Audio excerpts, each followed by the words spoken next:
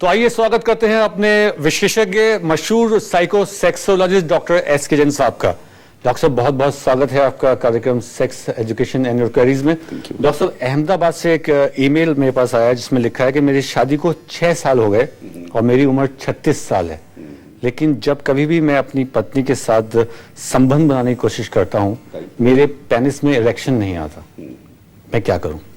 उम्र 36 साल है और if the erection is not getting on at the time of enjoyment, तो naturally it is a मतलब जो है वो type of the impotency, है ना।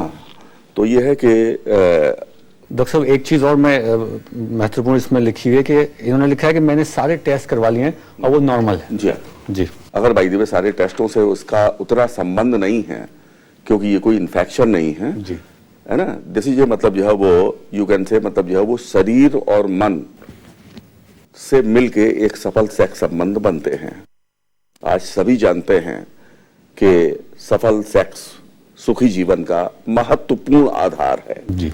उसके बावजूद भी मैं देखता हूं कि इतने इंपॉर्टेंट टॉपिक होने के बावजूद भी लोग इसी के बारे में बात करने में काफी हिच महसूस करते हैं, संकोच महसूस करते हैं, घबराहट महसूस करते हैं और दे फील शाई। बिल्कुल।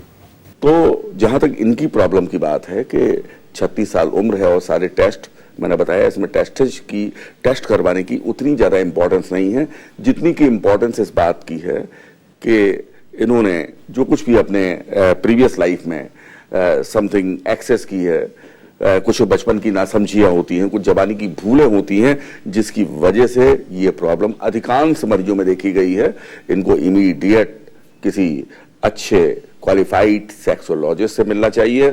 यदि मिल लेंगे काउंसलिंग इनकी हो जाएगी और ये उसके बारे में थोड़ा इंटरेस्ट लेंगे ठीक हो जाएंगे। बिल्कुल डॉक्टर साहब, आपने एक जिक्र किया बचपन की भूलों के बारे में, तो बहुत सारे छोटे हमारे नौजवान बच्चे भी इस कार्यक्रम को देख रहे होंगे, 18 साल से ज्यादा की उम्र वाले। Very right. तो ये क्या भूल है बचपन में जो की जाती है, आप इसके बारे में जरा विस्तार से बता दें ताकि मैं कहूंगा दुख का विषय है कि जो एक सही जानकारी हमारे ऑडियंस को, हमारे बच्चों को, हमारे यंगस्टर्स को मिलनी चाहिए उसका बड़ा अभाव है जी। They don't know what is the right and what is the wrong. Yes. तो दैट्स वाई वो कहीं पढ़ लिया कि हैंड प्रैक्टिस नुकसानदायक नहीं है। अब वो बेचारे दिन भर में मतलब जो है वो एक दिन के अंदर 6-6 बार कर रहे हैं, महीने में 100-100 200 बार कर रहे हैं। इस प्रकार से जब होगा तो शरीर अस्वस्थ होने लगता है और मन के अंदर जब आवश्यकता से अधिक कामुक विचार होंगे, फैंटेसी होगी, तो नेचुरली वो अपने करियर को ध्यान देने के बजाय, अपनी स्टडीज की तरफ ध्यान देने के बजाय हर समय उसके दिमाग में कोई ना कोई फितूर सवार रहेगा समय, जिसकी वजह से ये प्रॉब्लम्स आती हैं। लिहाजा हमारे यंगस्टर्स को, हमारे बच्चों को इस मामले में बिल्कुल अवेयर होना चाहिए कि आवश्यकता से अधिक इस प्रोसेस को न करें। यदि संभव हो तो इसे कम से कम करने का प्रयास करें जिससे कि वो अपने करियर की ओर ध्यान दें और आगे जीवन में उन्नति तरक्की करते जाएं। जी हाँ, मुझे उम्मीद है कि बहुत ही अच्छी बात डॉक्टर साहब ने कही है, खासकर नौजवानों के लिए, कि मास्टरबेशन से जितना हो सके दूर रहिए। हालांकि हानिकारक नहीं है जैसा कि डॉक्टर साहब बताते हैं।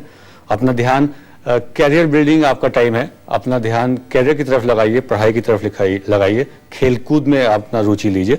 और डॉक्टर साहब एक जो लेटर में पढ़ने जा रहा हूँ उसमें लिखा है कि डॉक्टर साहब मेरी उम्र 55 साल है और मेरी पत्नी का देहांत हो गया है और उससे 2 बच्चे हैं। बड़ी लड़की की उम्र 12 साल है और छोटा लड़का 3 साल का है। बच्चों की देखरेख के लिए मैंने दूसरी शादी कर ली।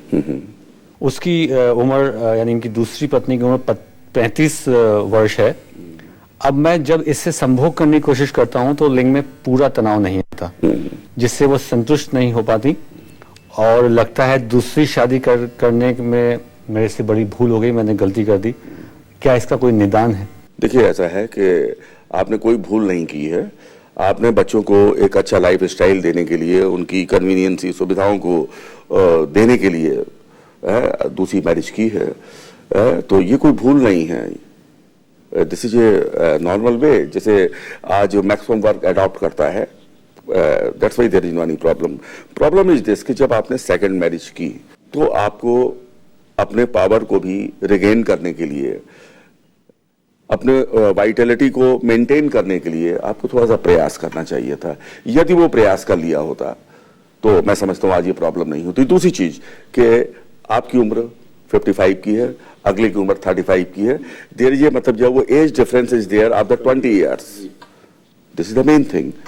तो if there is age difference, आप बिल्कुल परेशान ना हो, बिल्कुल भी अपने को ये ना सोचें कि मैं कुछ नहीं कर पाऊंगा। आप बहुत कुछ कर सकते हैं। मैं तो जनरल मरीजों से कहता हूं कि 55 की उम्र तो 55 की होती है जी, हैं। तो दैट्स वाई काफी अच्छी अच्छी दवाइयां हैं और आप उनको यदि बाई द वे किसी अच्छे सेक्सोलॉजिस्ट के अंडर में अपनी समुचित चिकित्सा करते हैं, ट्रीटमेंट करते हैं, यू कैन बी ऑलराइट। जी हाँ, बहुत बहुत धन्यवाद आपका हमें ये पत्र लिखने के लिए। और जैसा डॉक्टर साहब ने कहा कि एक क्वालिफाइड डॉक्टर से आप संपर्क में आए, आपकी समस्या का जरूर निदान हो सकता है। किसी भी स्वास्थ्य और सेक्स संबंधी समस्या का समाधान पाने के लिए हमारे नीचे दिए नंबर्स पर अभी कॉल करें। और अगर आपको हमारा ये वीडियो पसंद आया है तो इसको लाइक करें, शेयर करें और हमारे चैनल को सब्सक्राइब करना ना भूलें।